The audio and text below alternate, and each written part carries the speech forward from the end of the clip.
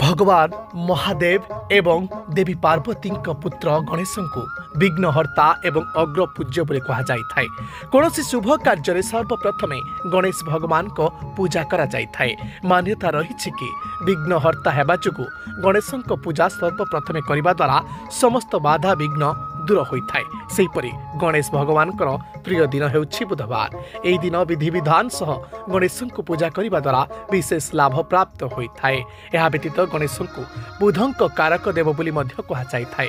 तेज दर्शक बंधु, प्रभु गणेश प्रत्येक अंग आमको नुआ नुआ शिक्षा दे थाए, जो शिक्षा द्वारा आम समाज रे प्रतिष्ठित हो पारिबा। तेबे आसंत देखिबा प्रभु गणेश प्रत्येक अंग आमको केउ शिक्षा दे थाए। दर्शक बंधु, आज विघ्ननाशक अग्रपूज्य प्रभु श्री गणेश पूजा गाँठू सहर सबुठी उत्सव मुखर।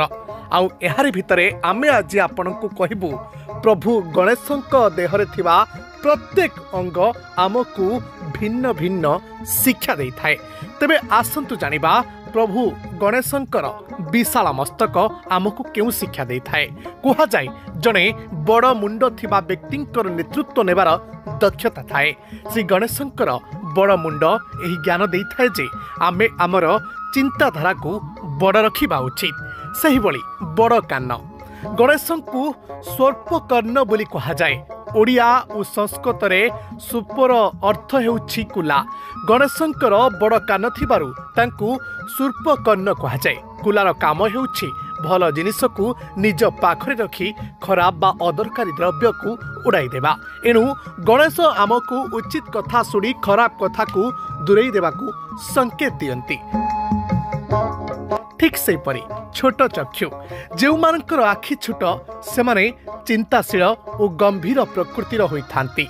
भगवान गणेश छोट आखि शिक्षा दिए जे कौनसी निष्पत्ति नेबा पूर्व सबुकिछि ठीक भावे विचार करा जिबा उचित। विश्वास करा जाए जे ए कार्य करुथुवा व्यक्ति कदापि धोखा खाती नहीं।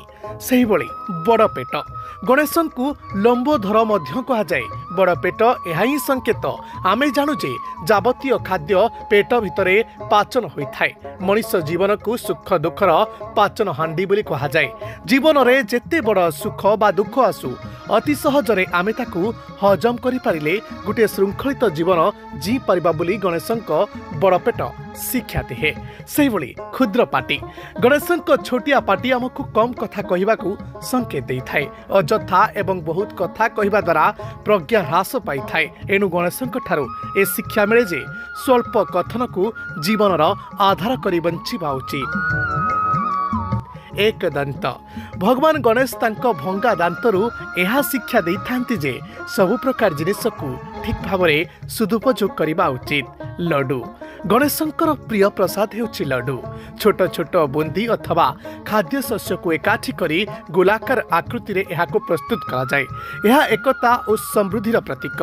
एणु गणेशंकर प्रिय लड्डू आमको शिक्षा दिए जे समाज को आग को बढ़ाइबा को हेले सबु गोष्ठीवाद को पछरे पकाई आमे एकतार सूत्र रे बांधिबा उचित। एहा द्वारा ही आमे जीवनर आग को बढ़ी पारिबा।